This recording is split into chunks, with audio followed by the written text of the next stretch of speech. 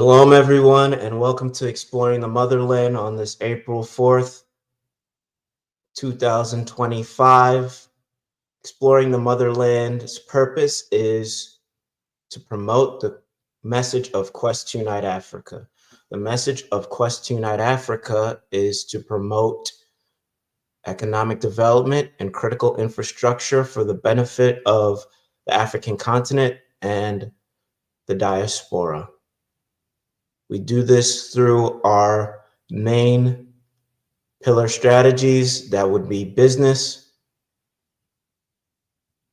medical, technological innovation, and cultural engagement.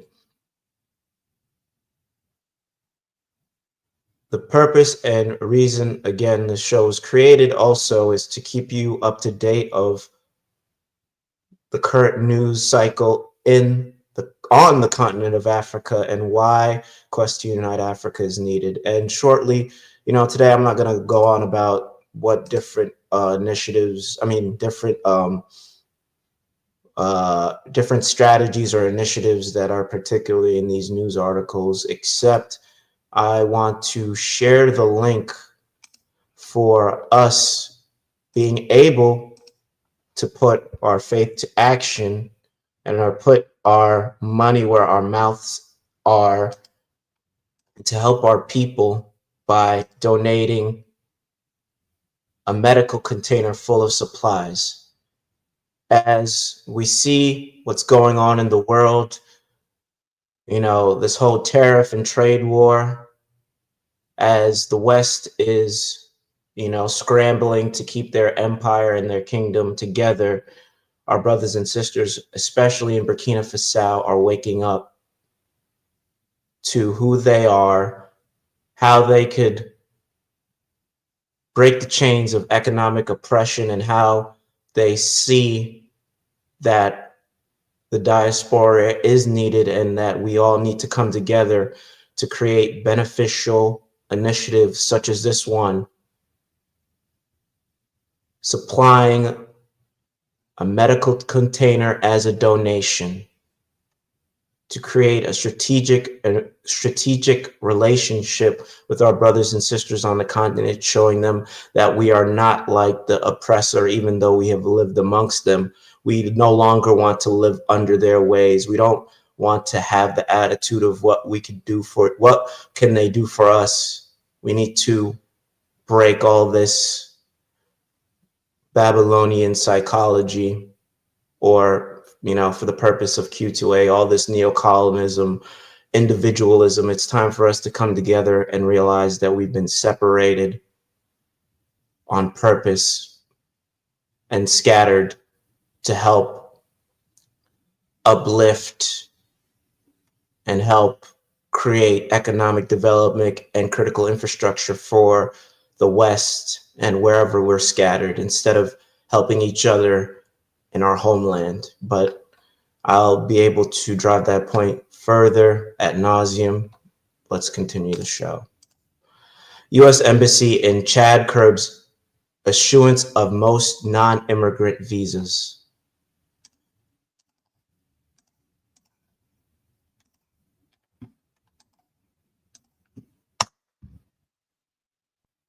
The link in the chat, and I will briefly go over this article. The U.S. Embassy in Chad has suspended the issuance of most non-immigrant visas for 90 days. The State Department said on Thursday in the first known international travel restriction of President Trump's second term. Chad is one of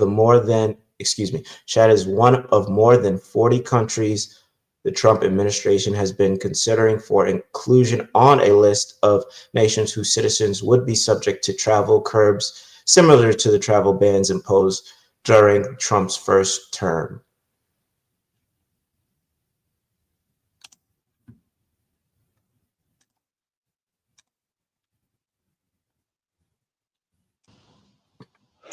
And now turning our attention to Central Africa, Chad has become the first country in the world to face travel restrictions under President Donald Trump's second term, as Washington moves to tighten visa policies amid a border immigration crackdown.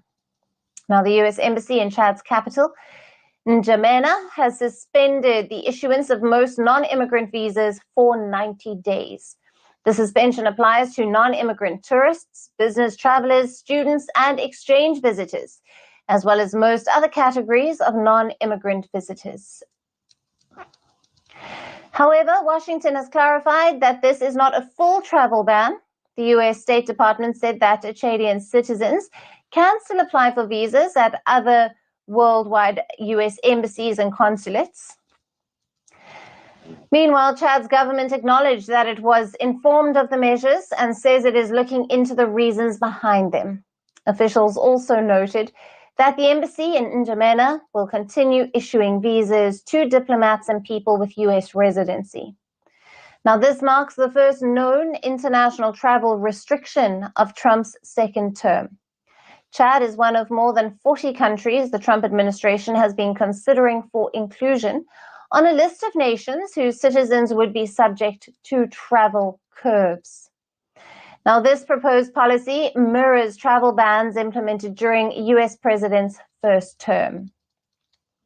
Earlier this month, Chad was reportedly included on a list of 26 countries recommended for partial visa suspensions if they fail to address security screening and vetting deficiencies within 60 days. Other African countries on the list included Angola, Benin, Burkina Faso, the Democratic Republic of Congo, Cameroon, Equatorial Guinea, Gambia, Liberia, and Malawi, among others. During his first term, from 2017 to 2021, President Trump imposed a travel ban on Chad alongside North Korea and Venezuela. Now, in an executive order signed by Trump in September of 2017, the US said that Chad did not adequately share public safety and terrorism-related information. Additionally, Washington claimed that several terrorist groups were active within Chad and its surrounding regions, prompting it to impose a travel ban. But 6 months later, in April of 2018, Trump revoked the ban after the Central African country improved its information sharing about suspected terrorists and took steps to make its passports more secure. However, the current suspension of visas in Chad comes after Trump issued an executive order on the 20th of January, requiring intensified security vetting of foreign nationals seeking admission to the US to identify potential national security threats.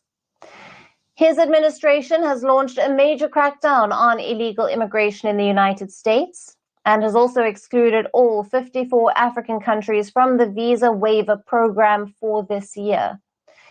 With Chad now the first country to face these restrictions, questions remain. Will more nations be added to the list? And how will this shape US-Africa relations moving forward? Greeting you with aloha and namaste.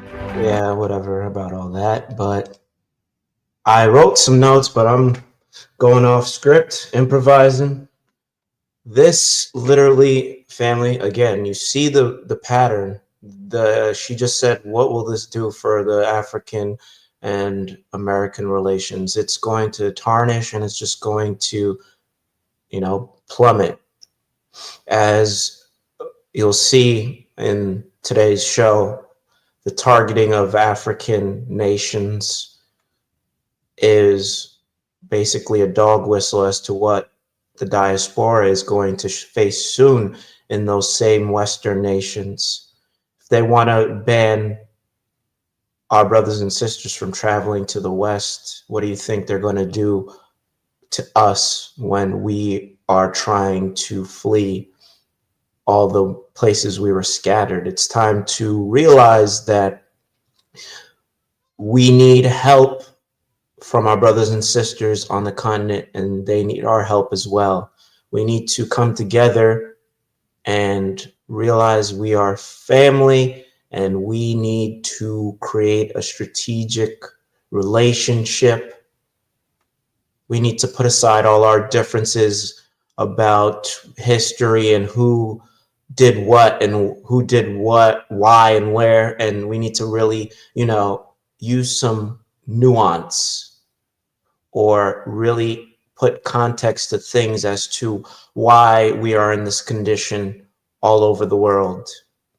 And we need to help and step up to, and, you know, support nations like Mali, Burkina Faso, and Niger, who are already breaking the chains of neocolonialism and who have already said that they want to do business with the diaspora. And one of those first efforts we can do is by supplying a medical container. Again, I'm going to put the link in the chat ad nauseum and keep on reminding everyone why we are needed and why we need our brothers and sisters, because things are looking dire here in the West, in Babylon, whatever you want to call it, America as a whole. We need each other. U.S. President announces global tariffs, including all on 51 African nations.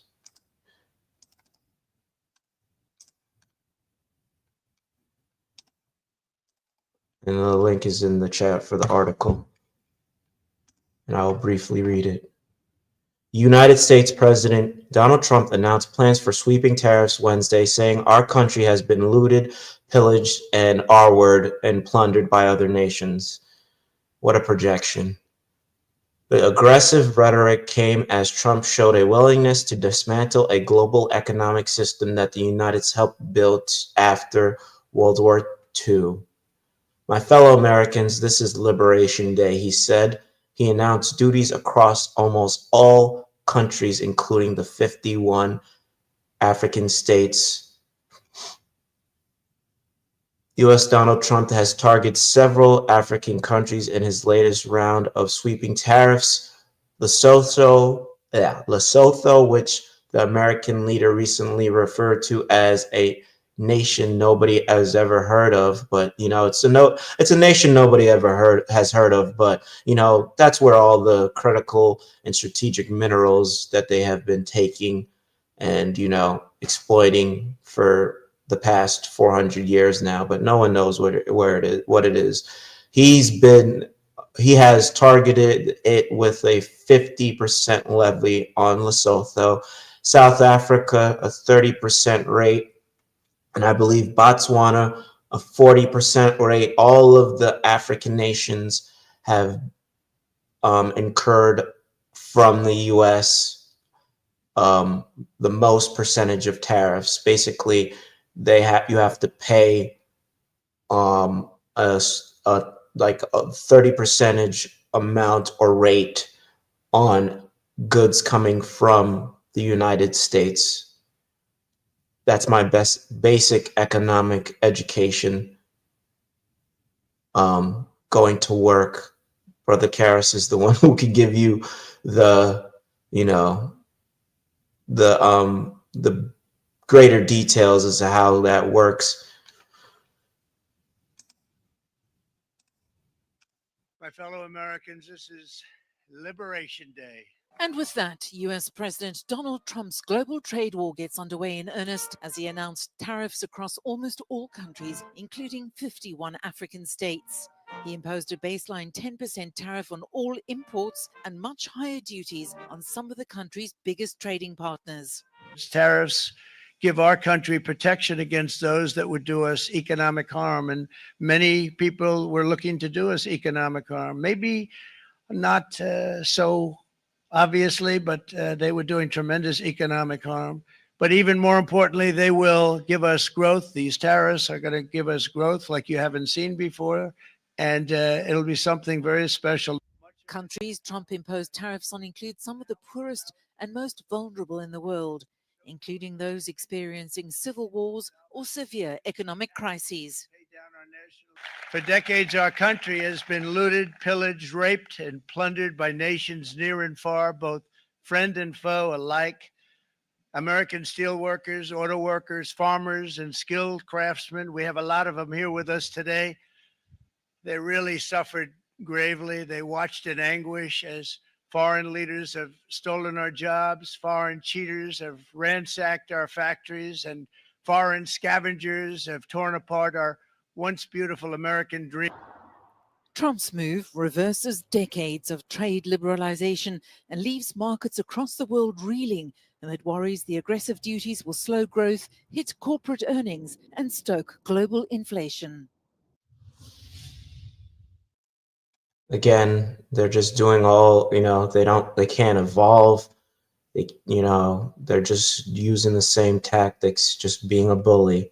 When he says it's hurting the U.S. economically, what he really means is we can't exploit Africa anymore, so we're going to, oppress them economically with these tariffs, as if our brothers and sisters haven't woken up to this oppression through the IMF and all these, Western foreign bureaucratic agencies that are seeking to give loans and donations, but all at a price, a means to an end. And since Africa can no longer serve the US, all they're trying to do is bully it back into submission, but our people aren't hearing that anymore. It's time to do a new thing.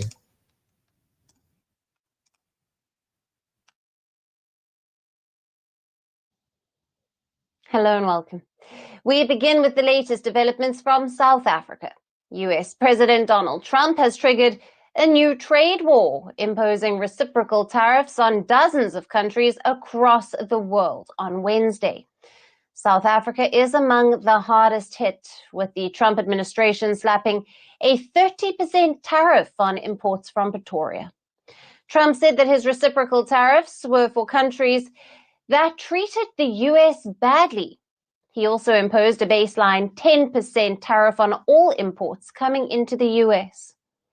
The US president claimed that the tariff rates were calculated based on each country's existing duties on American goods, imposing half of what those nations charged the US in return. For South Africa, whose second largest trading partner is Washington, Trump stated that the 30% reciprocal tax was imposed because Pretoria levies a 60% tariff on US exports. Trump escalated his criticism, claiming, quote-unquote, bad things were happening in South Africa. They made a fortune with the United States of America. United Kingdom, 10%, and we'll go 10%. So we'll do the same thing. South Africa, 60%, 30%, and they've got some bad things going on in South Africa. We're paying them billions of dollars, and we cut the funding because a lot of bad things are happening in South Africa. The fake news ought to be looking at it. They don't want to report it. Now, this comes amid worsening relations between Pretoria and Washington in Trump's second term over South Africa's controversial Land Expropriation Act, which Trump claims is anti-white. The new US government has also torn into various other foreign policies of Pretoria, which finally culminated in the expulsion of South Africa's ambassador last month. Washington has also cut off crucial aid to Pretoria. President Cyril Ramaphosa even sent a delegation to Washington this week to clarify Trump's so-called misconceptions. Yet there are few signs of ties improving, and with 30% tariffs coming in, things are likely to get further complicated. Now, responding to the imposition of tariffs, Ramaphosa said on Thursday that the unilateral imposed and punitive tariffs are a concern. He noted that tariffs serve as a barrier to trade and shared prosperity. South Africa further said it remained committed to a mutually beneficial trade relationship with the United States. I'm sorry, Ramaphosa's rhetoric is kind of annoying and pedantic at this point. To continue to, pedantic meaning, predictable and long-winded and, just that. It's like Charlie Brown's teacher. He needs to wake up and realize that America is not an ally or a partner. And it seems like he is, trying to appease the East and the West at the same time. And he's going to have to make a choice soon as to who he's going to serve. Is he going to serve Western entities, or is he going to join the AES and start building critical infrastructure and doing economic deals with his brothers and sisters for the benefit of Africa, and think of Africa first instead of trying to appease a dying nation? I'm sorry. It's just, good, bad, or indifferent. To quote my brother Karis, it's just this time, especially with all the economic warfare going on back and forth, it's no time to be straddling the fence and thinking you can rectify the situation by appeasing the West diplomatically. They don't want to. Their diplomacy is no longer in the purview. They don't care to be diplomatic at this point. And will look to negotiate a new bilateral and mutually beneficial trade agreement with Washington. South Africa's trade minister, however, criticized Trump's move, questioning how the US calculated the 60% tariffs imposed by South Africa on American exports. He added that South Africa was actively seeking new markets and opportunities. Partnerships for mutual benefit are certainly under threat from unilateral tariff measures. Therefore, South Africa will not be left wanting in this trade tussle. We are actively working towards new opportunities and new markets for our goods and services, and working with partners to see the value of mutually beneficial partnerships. Now, economists have also warned that tariffs could destabilize South Africa's economy, potentially reducing its economic growth by up to 0.3 percentage points. Now, of particular concern is Washington's imposition of a universal 25% tariff on all automobile imports. Automobile exports account for 64% of Pretoria's exports under the U.S. African Growth and Opportunity Act, which provides duty-free access to the U.S. market for most of South African products. The exports are reportedly estimated at more than $2 billion. But South Africa is not alone in bearing Trump's tariff brunt in Africa. Now, some of the other African countries hit with reciprocal tariffs include 50% for Lesotho, 47% for Madagascar, 40% for Mauritius, 37% for Botswana, 32% for Angola, and 14% for Nigeria. Kenya, Ghana, Ethiopia, Tanzania, Uganda, Senegal, and Liberia, Egypt, and Morocco were among those countries which will have to pay the baseline tariff of 10%. Now, the US is expected to start charging the 10% tariffs on imports from the 5th of April, with the higher duties for certain nations starting on the 9th of April. As these reciprocal duties take effect, one question looms. Can South Africa and other affected nations negotiate a way forward? Or is this just the start of a prolonged trade war? To discuss more on this, we have with us Kani Magubane, a political analyst who is joining us live from Johannesburg, South Africa. Thank you for being with us, Kani. A very good afternoon to you and your viewers. Now, let's jump right in. What are the possible political and economic motivations behind Trump's claim that bad things are going on in South Africa? And how might this rhetoric be influencing US trade policy? Well, we know that as early as last year, when Donald Trump was still on the election trail, we had a South African political party called the AfriForum, which is a mostly white Afrikaner right-wing party, go to the United States and in Washington to talk to Donald Trump and his team there, to tell them that there was a genocide on white people, particularly the white farming communities. And this created the impression that South Africa is... Brief pause. You see how this is all coming together and culminating them saying that bad things are happening on the continent of Africa and they're hurting America. You see how they just gaslight and, you know, leave themselves without blame as to why other nations don't want to do business with them anymore, or, you know, other nations no longer want to be exploited, and that, like, that's a bad thing. Undergoing a systematic eradication of white people, particularly those in the rural areas in the farming community. Now, this has been dispelled, of course, you know, by a number of facts. If we just look at what is motivating some of those farm attacks, it has been found that it is criminal. You know, South Africa has very high levels of crime.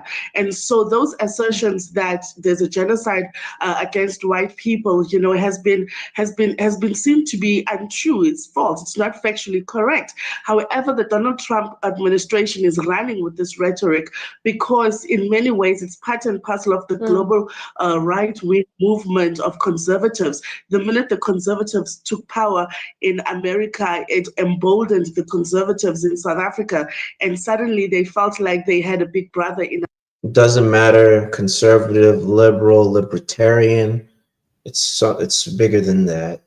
All these people think that they have a right to Africa, and, you know, they have a right to other people, manifest destiny, and all that good stuff. Doesn't matter what political party you are. In America, that they could go and cry to about the conditions of white people, quote unquote, in South Africa. So those bad things that Donald Trump is referring to is actually non-existent bad things, because it's not only white people, unfortunately, in South Africa who are experiencing crime. It's everybody equally. However, the impression that's been created right now is that there is a category of crime, or there is a category of genocide that's reserved for white people, and nothing could be further from the truth. And of course, the Trump administration knows this. The Trump administration, in fact, America has top intelligence. They've got the CIA, they've got the FBI, they've got their agents and operatives in every country. They know for a fact that this is not true. So the question is, why are they running with this narrative? Right. And how will the imposition of a 30% tariff impact South African industries that have, of course, relied heavily on the duty-free access under AGOA?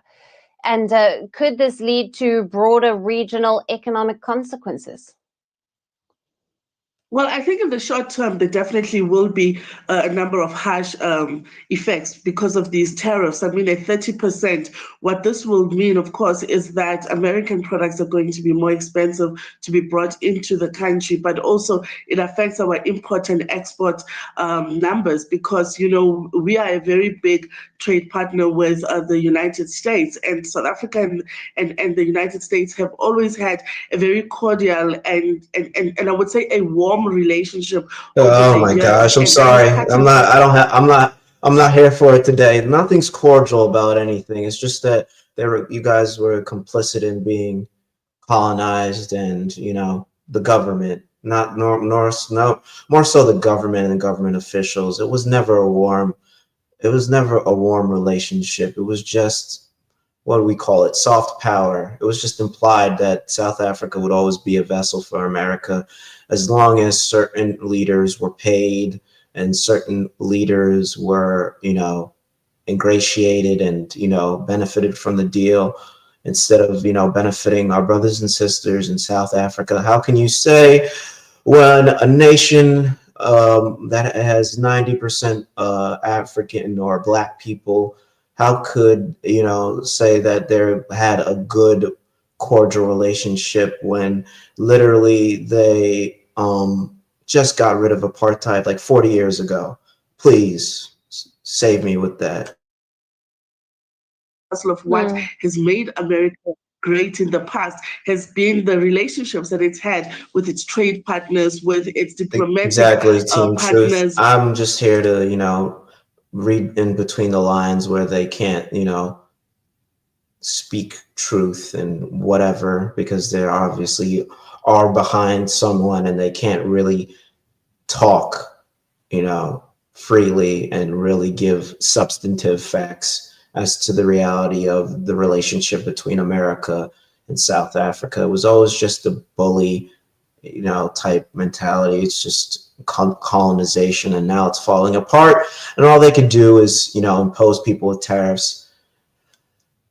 And honestly, I'm going to skip over this. You could watch the rest of the video for her analysis, but I think we got the point. Also, it's time for South Africa to do a new thing and to start doing what our brothers and sisters in the Alliance of Sahel states are doing. West African juntas impose levy on imported goods. And you see here, our brothers and sisters in the Sahel are serious about, you know, breaking away from colonization and breaking away from economic oppression. And as you see, they are on the hit list for being, you know, economically attacked with, you know, these tariffs. And also, you know, they were also under, you know, relentless jihadist attacks that were sponsored by Western nations because they are a threat to this global economic system, as they have a leader who is fearless and intelligent and understands mutual beneficial relationships between the diaspora and African countries and African nations as a whole. And I put the link in the chat, and it reads, West African neighbors Mali, Burkina Faso, and Niger have announced a new 0.5% levy on imported goods as they seek to fund a new 3-state union after leaving the larger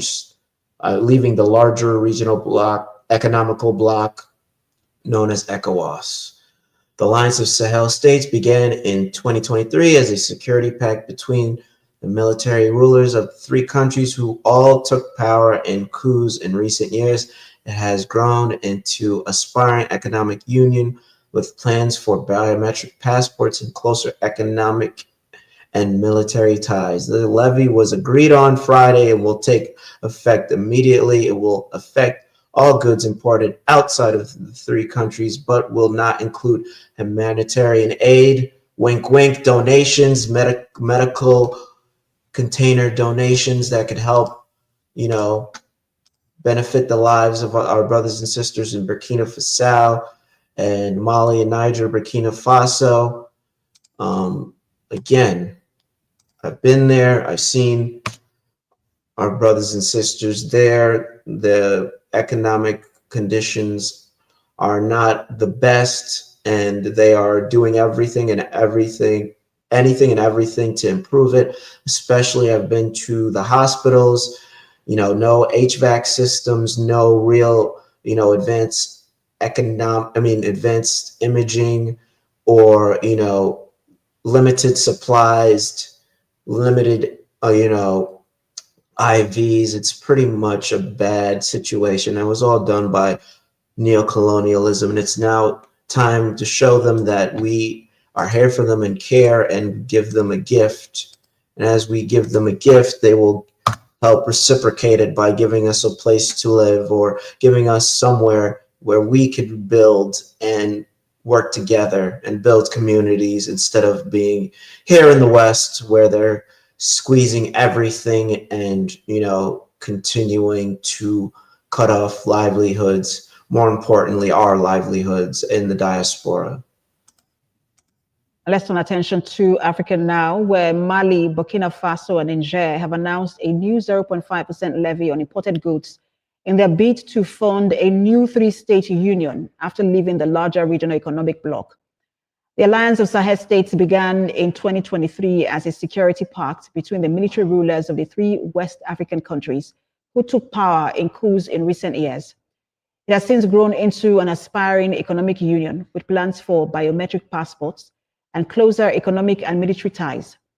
A statement by the bloc says the levy, which has taken effect, will affect all goods imported from outside the 3 countries, but will not include humanitarian aid.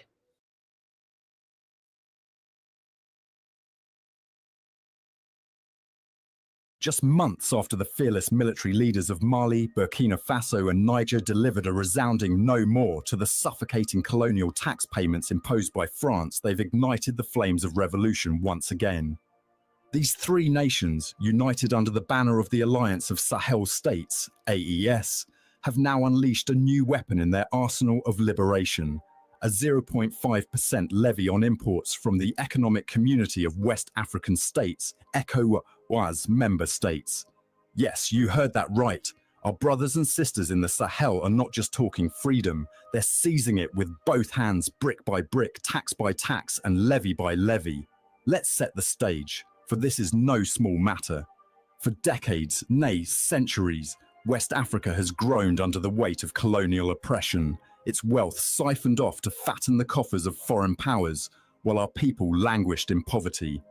The colonial tax agreement with France, a relic of exploitation dressed up as partnership, has been nothing short of a chokehold on our economic destiny. Mali, Burkina Faso and Niger, with their eyes wide open and their spirits unbroken, saw through the facade. Earlier this year, they jointly declared an end to this parasitic arrangement, boldly stating that these payments, crippling burdens disguised as debts, have stunted West Africa's growth, deepened inequality, and made Africans poorer, while the West grew richer on our backs. That decision alone sent shockwaves through the corridors of Paris and Brussels, a defiant cry that echoed across the continent. We will no longer be your cash cows. But they didn't stop there. Oh no, my people, these lions of the Sahel are roaring louder than ever. On March 28, 2025, the AES heads of state, Colonel Assimi Goïta of Mali, Captain Ibrahim Traoré of Burkina Faso, and General Abdourahmane Chiani of Niger, sat down and hammered out a decision that's nothing short of revolutionary. They've introduced the Confederal Levy, PCAES, a 0.5% charge on goods entering their bloc from outside countries, particularly targeting imports from ECOWAS states. This isn't just a tax. It's a declaration of financial independence, a lifeline to fund the operations of the AES, and a middle to the neo-colonial structures that have kept us tethered for too long. According to a statement from Mali's foreign ministry on March 29th, this levy will be collected by customs authorities in each country and funneled into a special AES account. Some goods, like those produced within the bloc, humanitarian aid, and diplomatic shipments, are exempt, showing a pragmatic streak in their boldness. And to keep things above board, the funds will face annual audits and financial reports. This isn't reckless defiance, it's calculated, disciplined, and visionary. Now, let's talk about what this means, because this isn't just about numbers, it's about power, pride, and the future of our continent. The AES, birthed in September 2023 as a security pact and solidified into a confederation in July 2024, is no longer content to simply defend its borders from jihadist threats. It's now flexing its economic muscles, and this levy is the spark that could ignite a revolution across Mali, Burkina Faso, and Niger. Picture this: millions of dollars flowing into AES coffers every year. Estimates suggest anywhere from $3 million to $10 million annually for Mali and Burkina Faso alone, depending on trade volumes. That's money for roads, schools, hospitals, and armies. Money that stays in Africa, for Africans, instead of being shipped off to fund French wine cellars or European museums.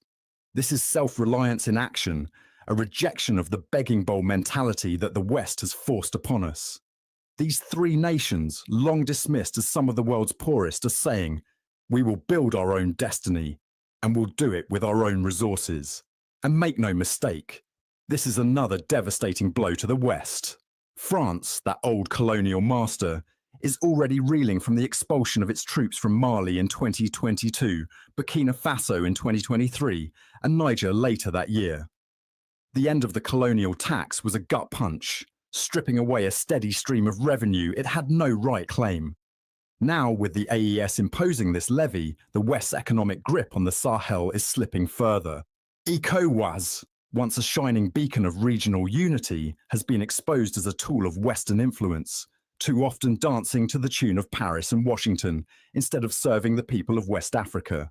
The AES's exit from ECOWAS in January 2025 was a rupture that shook the bloc to its core, and this levy doubles down on that fracture. It's a message to the West. Your days of dictating our trade, our politics, and our future are over. So who stands to benefit more, ECOWAS or the AES? Let's break it down. ECOWAS, with its 12 remaining members, still boasts heavyweights like Nigeria and Ghana, and it controls a $702 billion trade market. But the loss of Mali, Burkina Faso, and Niger, 76 million people, and over half the bloc's landmass, has left it wounded. This levy could shrink ECOWAS's export revenues, especially for Nigeria, which sent $254 million worth of goods to the AES trio in recent years. Higher costs from the 0.5% tax might make Nigerian exports less competitive, pushing buyers in the Sahel to look elsewhere, or better yet, to produce more locally within the AES. ECOWAS might cling to its free trade schemes and open borders, but without the AES states, its dream of seamless economic integration is crumbling. The bloc's leaders are scrambling, offering olive branches and 6-month grace periods. But the AES isn't blinking. They're building their own table instead of begging for a seat at someone else's. The AES, on the other hand, is playing a high-stakes game, and it's winning. This levy isn't just about revenue, it's about control. By taxing ECOWAS imports, they're protecting their infant industries, encouraging local production, and reducing reliance on coastal nations for access to ports. Sure, there are risks, higher consumer prices, potential trade retaliation, and the challenge of enforcing the levy across porous borders rife with informal trade. But the payoff could be transformative. Imagine Burkina Faso's gold mines, Mali's cotton fields, and Niger's uranium deposits fueling a self-sustaining economy unshackled from foreign middlemen.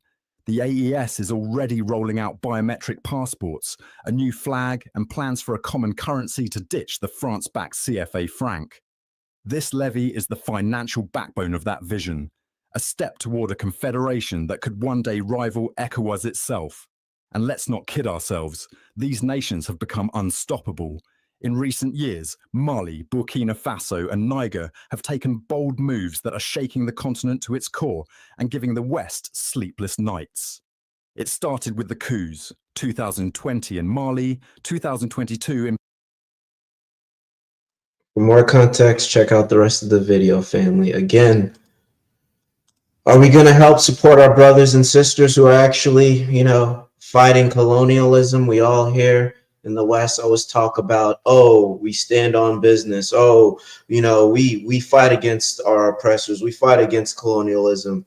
Are we really doing that by withholding our dollars? I mean, you could, we could put $5 toward this fund to help our brothers and sisters in the continent, whether it be Mali, Burkina Faso, with a medical container that could supply them life, that could supply them a livelihood, that could supply them health. Health is wealth. It would be more than just $5 or whatever your donation is contributing. You're helping build up the future generation that could then help take care of you or your own children by supplying a community, a new start, a place where we can build together in peace. We have all the resources in Africa. We don't have to, be the middleman. We don't have to appease them or, bend to their will or do whatever they want us to do.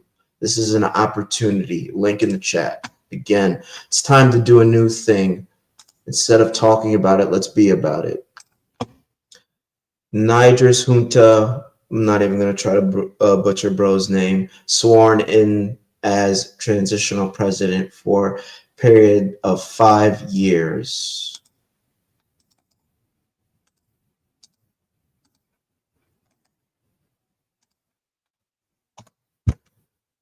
And the link in the chat for the article.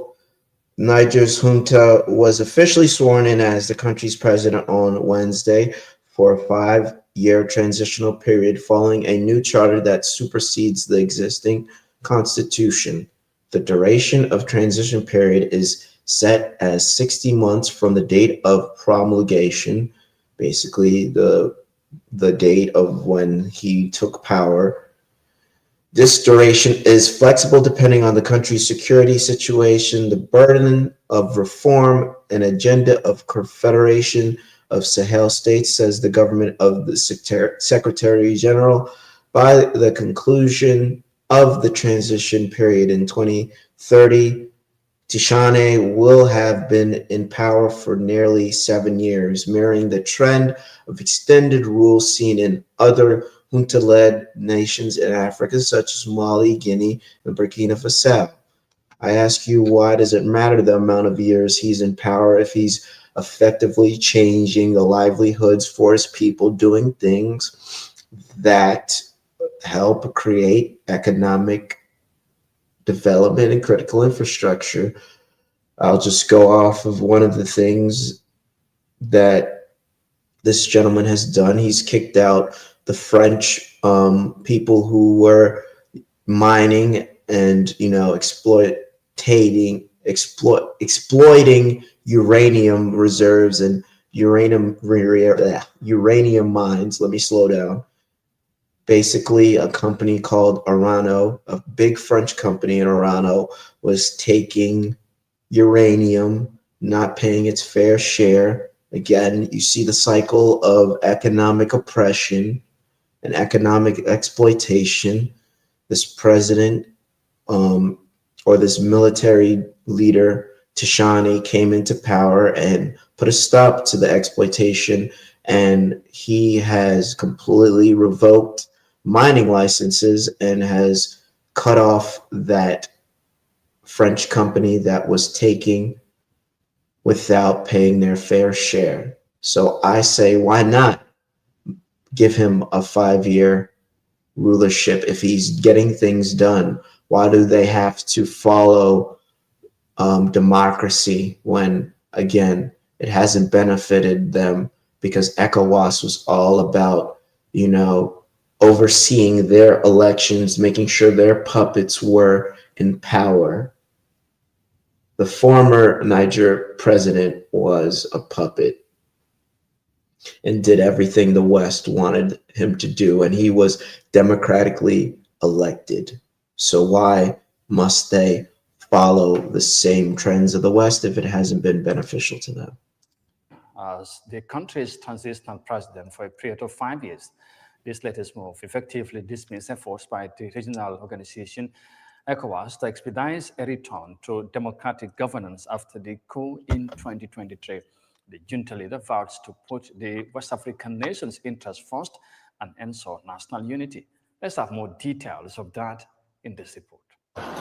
In Wednesday's ceremony, Abdurrahmane Tiani was not only sworn in as the country's president for a 5-year transitional period, but the 61-year-old was also elevated to the rank of General of the Army and honored with the prestigious title of Grand Master of the National Order of Niger, the nation's highest distinction.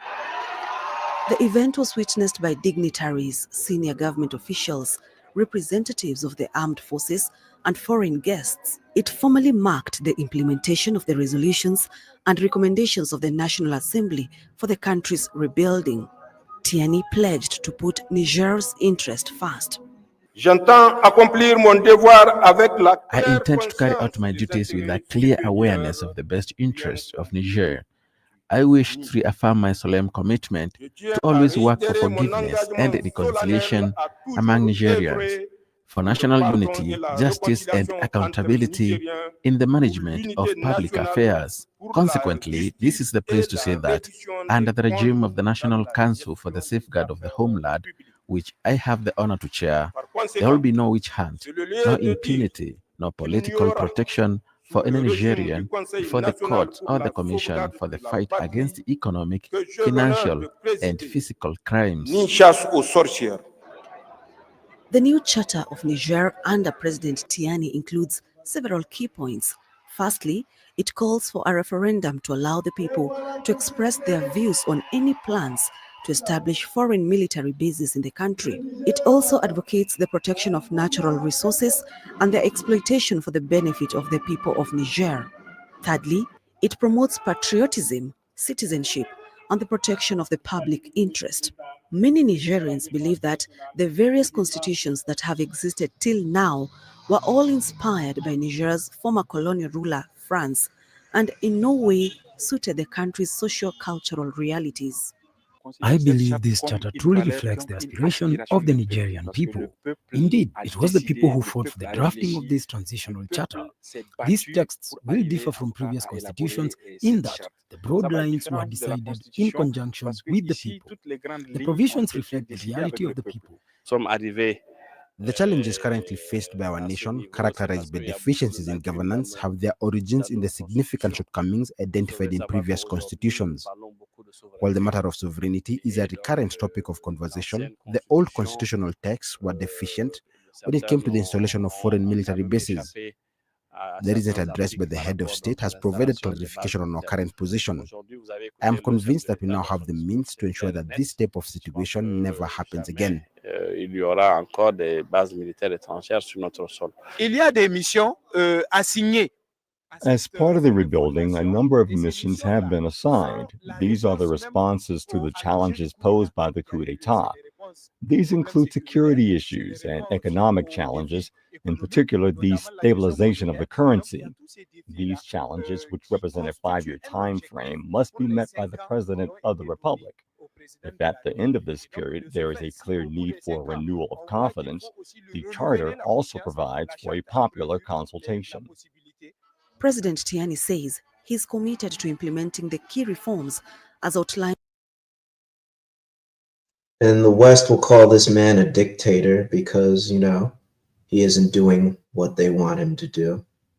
Because I was going to use a first post video, but it seems like some of them have been compromised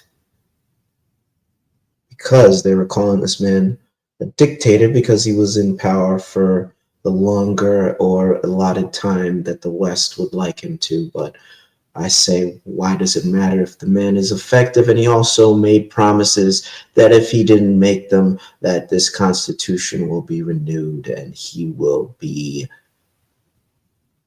again, scrutinized for presidency or rulership. Sounds like progress to me. Abdulrahman Tiani, the leader of Niger's junta, was officially sworn in as the country's president on Wednesday for a 5-year transitional period following a new charter that supersedes the existing constitution. The duration of the transition period is set for 60 months from the date of its promulgation. This duration is flexible depending on the country's security situation, the burden of the reform, and the agenda of the Confederation of the Sahel states. Tiani, a seasoned army officer, was also promoted to the rank of Army General, solidifying his authority since he led the military coup that ousted the elected government in June 2023. According to Mohamed Rufai, the government Secretary General, the 5-year transition period commenced on Wednesday. This decision effectively dismissed effort by regional organizations to expedite a return to democratic governance after the coup in 2023.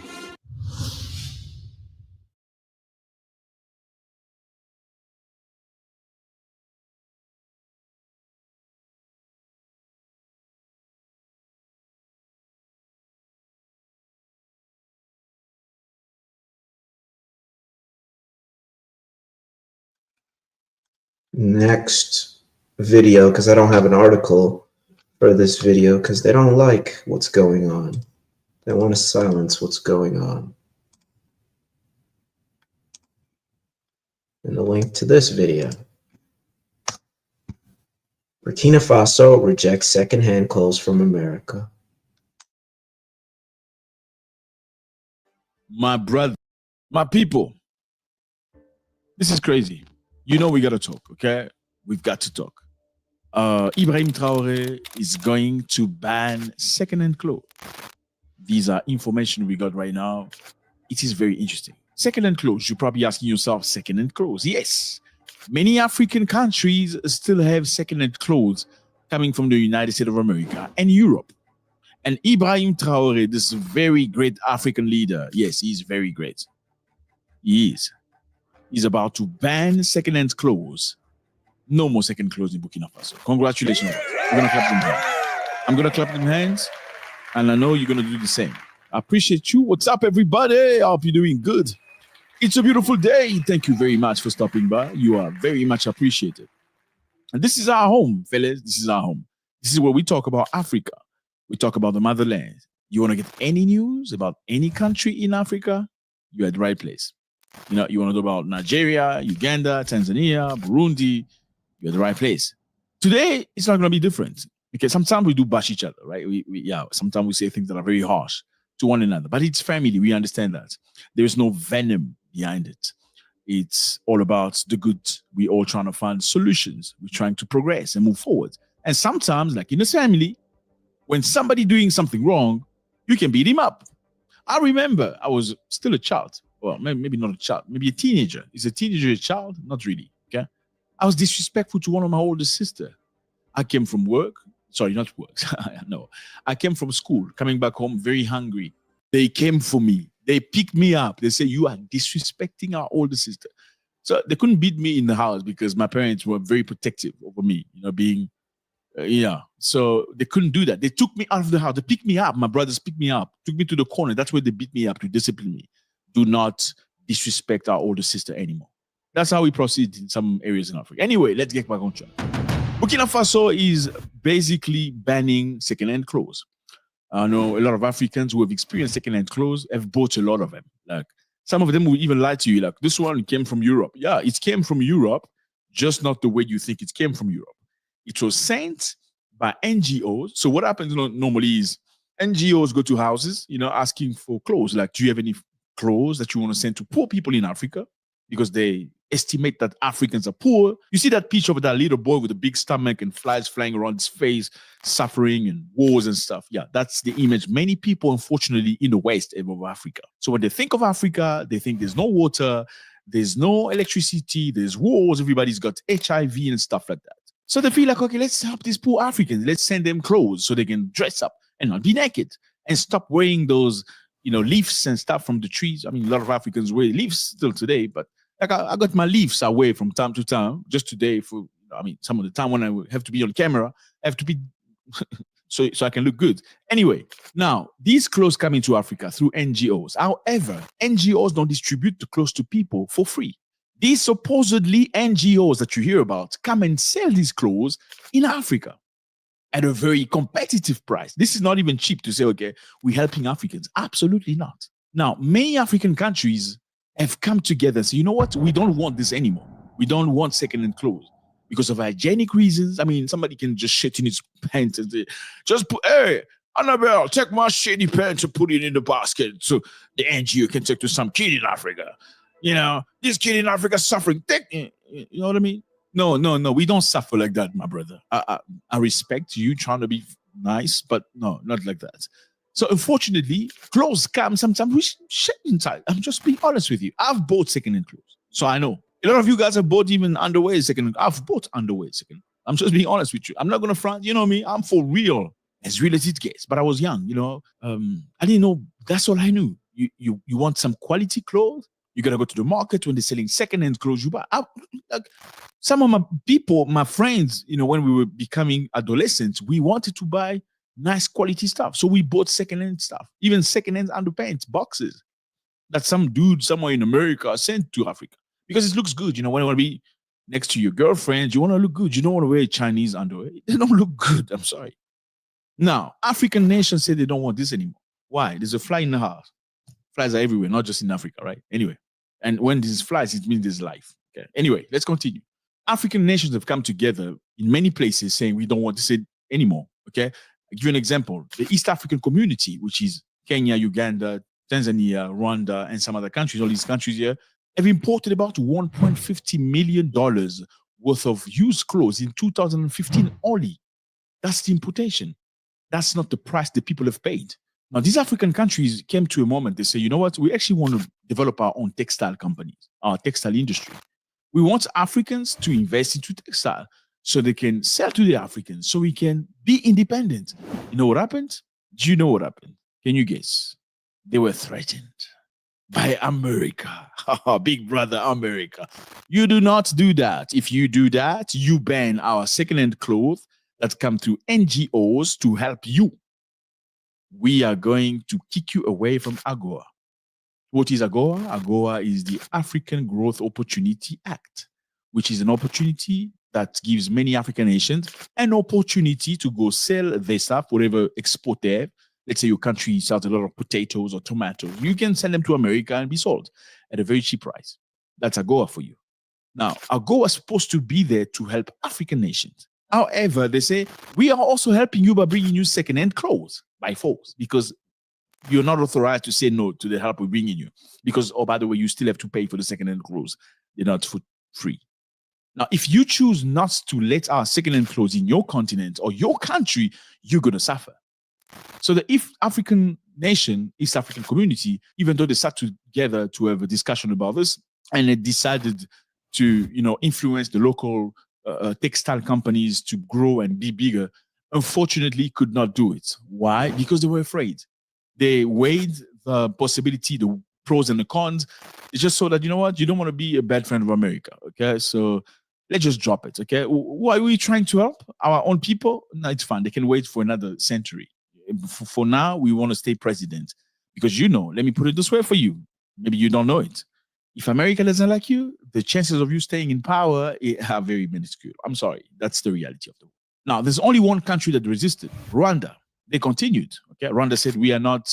Africa does not need to be a dumping ground for second-hand anything. We are not bending over. We are not bending over to you. Sorry. We're going to ban second-hand clothes. Now, a lot of clothes coming from America used to go to Rwanda. Rwanda has banned it. What is occurred next? So in 2015, the East African community initiated a phased ban on second-hand clothing imports to bolster local textile and leather industry. Rwanda in particular has maintained a strict measure to promote domestic production. Now, there has been positive and negative. We're going to go through it very quickly. In Rwanda, okay? In Rwanda particularly, Rwanda has a significant economic, social, and environmental repercussion. Rwanda's government implemented a ban in 2019 as part of a broader effort to boost local textile industry and reduce dependency on imported goods. The positive impact. So people that are sewing and creating designs of local Africans are doing good. They get a market, the free market for them. The growth that is clear. So the government creates employment, by fostering local textile production from cotton farming and many other things. So many people are getting jobs because of local production. Okay, now the negative impact. Okay. Many Rwandans rely on import and sale of second-hand clothes as a primary source of income. Because you sell second-hand clothes, you make some money to buy some bread. It's not a lot of money, but yeah. You see them in many African countries. They put second-hand clothes on the floor. They sell it's peanuts, but it's money for food. Now they can't do it anymore because it's not authorized. Thousands of small traders and wholesalers and street vendors who depended on selling second-hand clothes were negatively affected. So many people lost the revenue. So like the people at the lower level of the society could not afford these, this stuff, because to create textile industry in a country, you need goods, and these goods are not cheap. The production is high and the competition is difficult. Now, Rwanda is not the only country to do it. Zimbabwe has done it in the past. Okay, Zimbabwe bans second-hand clothes. But Zimbabwe, nobody care about Zimbabwe because America doesn't care about it. I'm sorry, not me. America don't care about Zimbabwe. Rwanda banned. Rwanda. We have to grow our economies. We have to grow and establish our industries. But they did not get sanctioned. Let me try and explain this. So there was a negotiation between Rwanda and the US government. They agreed to maintain Rwanda's eligibility in AGOA. However, it was clear that the situation was very sensitive. Rwanda faced significant pressure and reconsidered its policy to adjust it. I don't know what adjustment they made. They're not being very clear, but an adjustment was made. So they left a little pause for Rwanda for some reason. But any other country that dares to do that will be kicked out of AGOA. That's what it is. Okay? Now, Burkina Faso is pushing hard. As you know, this president is not joking. He's not there to have a second wife or a third wife or a fourth wife or a sixth wife or a seventh wife or a ninth wife. He's not there for that. He's a good-looking man. Look at him. He's strong. He's agile. He's 37 years old. You know, he's still young. I'm sorry. A man only becomes a man really at 40. I'm sorry. I'm sorry about that. You triggered. Sorry. Women is at 20. At 20, you are at the prime. You know, you are, everybody wants you and all that stuff. And man, it's 40. I'm sorry. We're very different. You may be triggered, but it's okay. It's fine. Let's continue. So in Burkina Faso, there was a president before that. His name is Thomas Sankara. You heard of that man? Great man of Africa. Very similar level with Lumumba, Patrice. This is one of the men that fought very hard for African freedom and for his people. He was the first African president to say, actually, I don't want this salary. Can you reduce my salary? Okay, I want a small portion of it. Yes. I mean, everybody dreams of becoming president in Africa. You become a president or a friend of a president, like you become rich immediately. Because African nations are not run like European nations. It's like kingdoms. I'm just being honest with you. Except of maybe South Africa and one of, yeah. Most of the countries in Africa, once you're in power, my brother. Like, I can just say, okay, I want that car. It's mine. You see somebody's car, I just imported the car. It's yours now. That's it. There's nothing you can do about it. You can go to court. I'm just being, you know me, I'm going to put it as he is. Now, this man can do a lot of things. He's still young. He's not even 40 years old. But all he's doing is the people. Building tomato plants, building industry, building hospitals, building roads, getting equipment for the military, getting drones from Ethiopia, you know, promoting unity among Africans. It's unbelievable. I don't think human beings are made of the same cloth. It's not possible. Before him was Thomas Sankara, who reduced his own salary. He reduced his own salary too. Guess what? Yes, Traoré reduced his salary. He said, I don't want you to pay me as a president. Please pay me as a soldier. That's what I want. I'm a captain. That's all I want. Now, he wants to stop the second-hand nonsense. Okay, as much as it is positive and negative. But look, I understand many people lose money and stuff in Rwanda and Zimbabwe and all these countries that move forward with this move. It's hard to find second-hand clothes to spare. It's hard to make money. Before, with 5,000 francs, you could buy 15 items.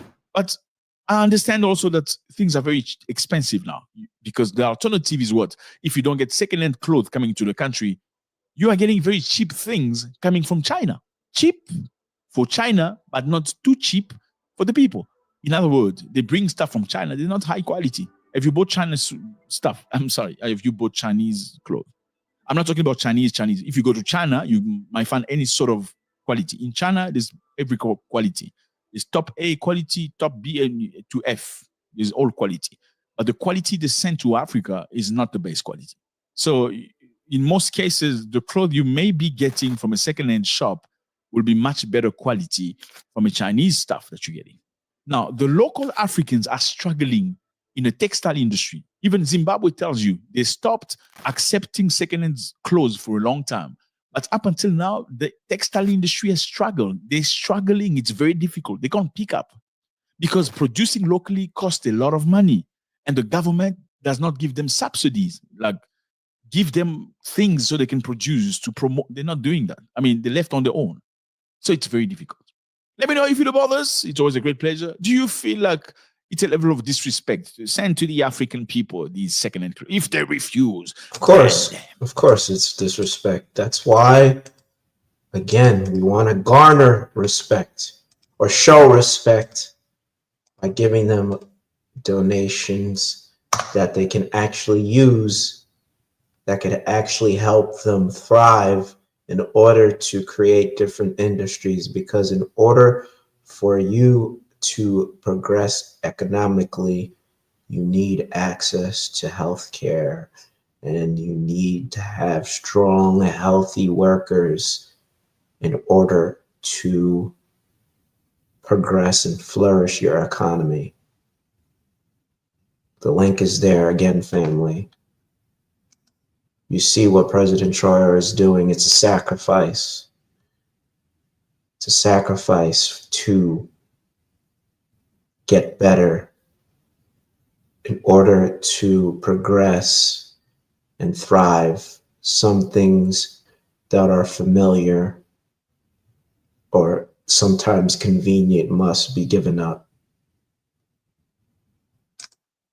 Last story, and I'll breeze through it for the sake of time. Sahel minister visits Moscow to strengthen ties with Russia. Diplomatic and security landscape, the foreign ministers of Mali, Burkina Faso, and Niger will visit Moscow this week to deepen their strategic ties with Russia. Scheduled for April 3 to 4, this marks the first AES-Russia consultation since the formation of the Confederation of Sahel States in 2024. The visit underscores a growing pivot away from the former colonial power France and the regional organization ECOWAS, with these West African nations governed by military juntas following a series of coups between 2020 and 2023, seeking political and military support from Moscow. This realignment comes as a side region with ongoing jihadist insurgencies that have devastated local populations, claiming thousands of lives. As part of the AES Year 1 roadmap shared by Mali, the ministers will engage with the Russia Foreign Minister Sergei Lavrov to discuss enhanced cooperation in defense, security, and economic development. The IAS sees the visit as a crucial step towards advancing their shared goals. The foreign ministers of Mali, Burkina Faso, and Niger are set to visit Moscow this week to strengthen their ties with Russia. The visit is scheduled for April 3rd and 4th, 2025. The foreign ministers will hold meetings with Russian Foreign Minister Sergei Lavrov at his invitation, as announced in a joint statement from the three African countries' foreign ministries on Tuesday, April 1st, 2025. The three West African nations, Mali, Burkina Faso, and Niger, are governed by military juntas that took power through coups in recent years. These countries have formed an alliance known as the Alliance of Sahel States, AES.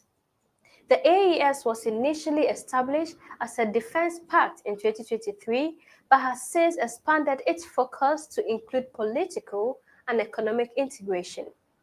The alliance was formed in response to the sanctions imposed by the Economic Community of West African States, ECOWAS, to reinforce democracy in the junta-led nations.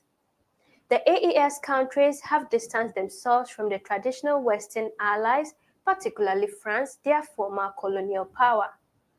They have expelled French and other Western forces and have turned towards Russia for military support. This shift is part of a broader strategic realignment aimed at building stronger ties with non-Western nations.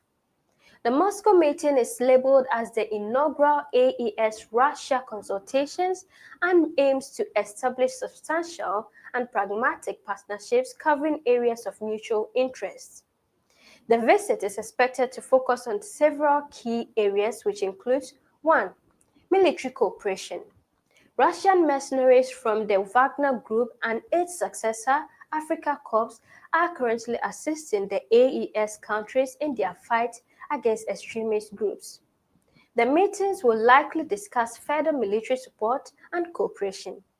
Second, political dialogue. The heads of state of the AES Confederation and the Russian Federation share a desire to extend their partnership and political dialogue at the confederal level. The discussions will aim to place these partnerships at the heart of their diplomatic development and defense agendas. Third, economic integration.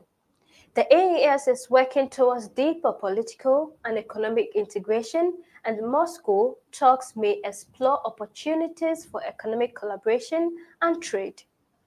Fourth, AES-ECOWAS tensions. The AES has imposed a 0.5% import levy on ECOWAS nations, disrupting free trade within the region and heightening tensions with the bloc. And fifth, Russian support. Moscow has concluded defense agreement with Mali, Burkina Faso, and Niger and has supplied military equipment. It also cooperates with the AES on energy and mining. The visit to Moscow represents a strategic shift in the foreign policies of Mali, Burkina Faso, and Niger.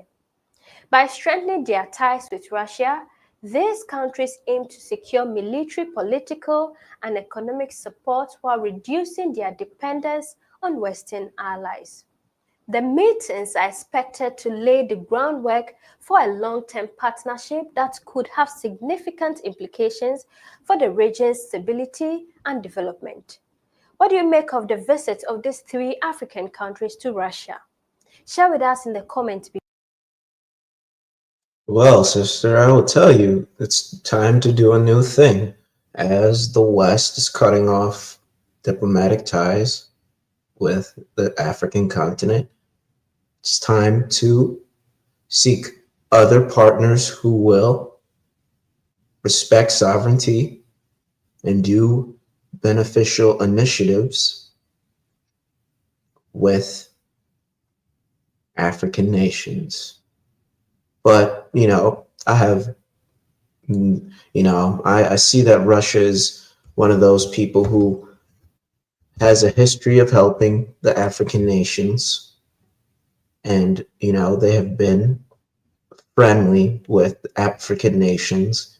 And I no in doubt, don't see any hostility or exploitation, but us as the diaspora who have a direct link to that land and share the same blood as these people, what does it look like if we don't come and help and step up by helping donate whatever money we spend on our Starbucks or whatever money we spend on our Uber Eats?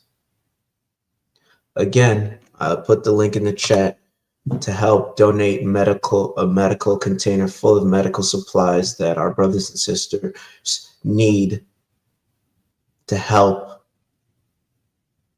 them flourish, and it will be reciprocated. But first we got to, show that we care and send a gift instead of thinking about this as a negotiation or a Western Eurocentric ideology as to, oh, we give you this, and then what will you get in return? That's not really how we operate. That's how they operate. And I see that we have a donation, and 66 people have donated, and I thank them all. And we now have raised $9,000, and we now need another $51,000 to meet our goal. So I already have shared the link ad nauseum, as I promised, as to this effort to advance the mission of Quest Unite Africa and to help our brothers and sisters.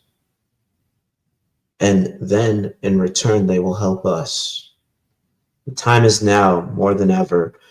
As Sister Shethla says, April is a popular month for change, but we all know why April, all these things are happening, because this is the real new year. This is the real change in the season or in the atmosphere. And things are happening at a rapid pace.